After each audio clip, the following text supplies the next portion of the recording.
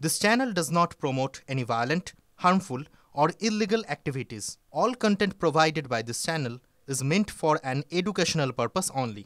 দেবীপক্ষে দ্রোহ পথেই জুনিয়র চিকিৎসকেরা সিদ্ধান্ত নিয়েছেন, তারা কর্মবিরতি প্রত্যাহার করেছেন, কিন্তু আন্দোলনের রাস্তা থেকে সরেননি জুনিয়র ডাক্তাররা। 24 ঘন্টার ডেডলাইন বেঁধে দিয়ে এবার ডরিনা ক্রসিং এ অবস্থান জুনিয়র চিকিৎসকদের। সৌভিক এই মুহূর্তে আমাদের সঙ্গে রয়েছেন, আমাদের প্রতিনিধি সৌভিক। আজকের সকালবেলার ছবিটা কি? ধর্ণা মঞ্চ থেকে জুনিয়র চিকিৎসকরা কি বলছেন? Fair and bright night and day cream, ত্বক থাকবে ব্রাইট সারাদিন, পলিউশন ফ্রি, ঠিক যেন রাতের ফোঁটা সাদা ফুল। সারাদিন হ্যাপি ব্রাইট স্কিন।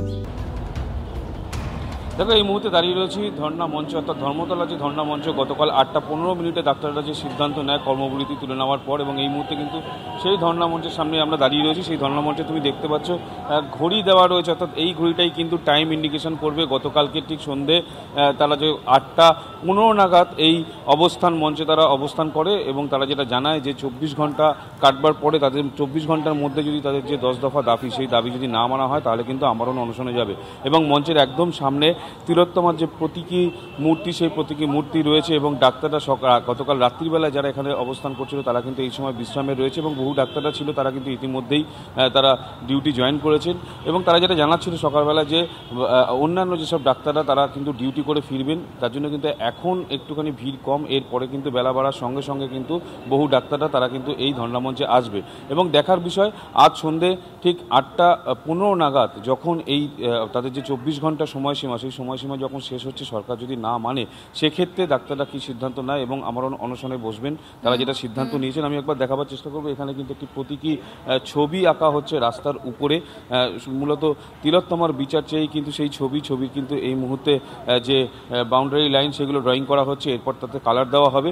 এবং ডাক্তারদের যেটা বক্তব্য, তারা কিন্তু আজকে নিয়ে 59 দিন তারা এই আন্দোলন করছে, এবং এই আন্দোলনে শুধু যে ডাক্তাররা অংশগ্রহণ করেছে এমনটা নয়, অনেক সাধারণ মানুষ এই আন্দোলনে অংশগ্রহণ করেছেন, এবং তাদের যেটা বক্তব্য, কর্মবিরতি তারা তুলে নিয়েছে, কিন্তু তিলোত্তমার বিচার দিতেই হবে, এবং সেই বিচারের জন্য আজ সন্ধ্যেবেলা 8টার পর 24 ঘন্টা কেটে যাওয়ার পর, ডেডলাইন শেষ হওয়ার পর জুনিয়র ডাক্তাররা কি করেন সেদিকে অবশ্যই আমাদের নজর রয়েছে, এবং নজর থাকবে এই ধর্ণা মঞ্চের দিকে। সৌভিক, আপাতত তোমাকে ধন্যবাদ। এবং জুনিয়র চিকিৎসকেরা দেবাশিস হালদার, রুমেলিকা কুমার, তাদের কি বক্তব্য শোনাবো আমি।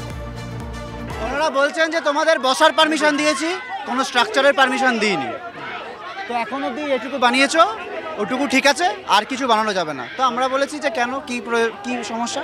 বলেছে আমরা বলতে পারবো না। ওনারা উদ্ধত্ত দেখাচ্ছেন, আমরা বলেছি বানাবো, এবার দেখা যায় কি হয়। যে ডাক্তার ভার্সেস রোগী, ডাক্তাররা গণশত্রু, তার বিরুদ্ধে দাঁড়িয়ে ডাক্তার, রোগী, স্বাস্থ্যকর্মী, নাগরিক সমাজ সবাই এক পক্ষ হয়ে যেভাবে অভয়ের ন্যায় বিচারের দাবিতে এতদিন লড়েছি, আমরা যদি আমরণ অনশন আন্দোলনের দিকে যাই, সেই আন্দোলনেও আমরা একইভাবে রাস্তায় সেভাবেই লড়ব, যে আমরা কাজে যোগ দিয়ে আমাদের দায়িত্ব সম্পূর্ণভাবে পালন করে রোগী পরিষেবা দিয়েও তারপরেও আমরা অনশন আন্দোলন চালিয়ে নিয়ে যেতে পারি, এবং আমরা চালাবো।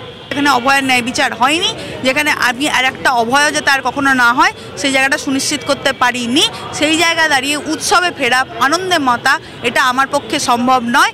এখানে যে জুনিয়র ডাক্তাররা বসে আছেন, যারা এতদিন ধরে আমাদের সঙ্গে রাস্তায় থেকেছেন, তারাও সমস্যার এটা জানিয়ে দিয়েছেন যে উৎসবে তারা ফিরতে চান না। সেই জায়গা থেকে অভয়ের ন্যায় বিচারের দাবিতে এই পুজোর মধ্যেও আন্দোলন চলবে। শাসক শ্রেণী যেমন বারবার আমাদেরকে বলছিলেন উৎসবে ফেরার কথা, আমরাও অভয়ের ন্যায় বিচারের দাবিতে রাস্তায় থাকছি, সেটা এই শহরের প্রাণকেন্দ্রে থেকেই থাকছি, আমরণ অনশনে থাকছি, নিজেদের জীবনকে বাজি রেখে রাখছি।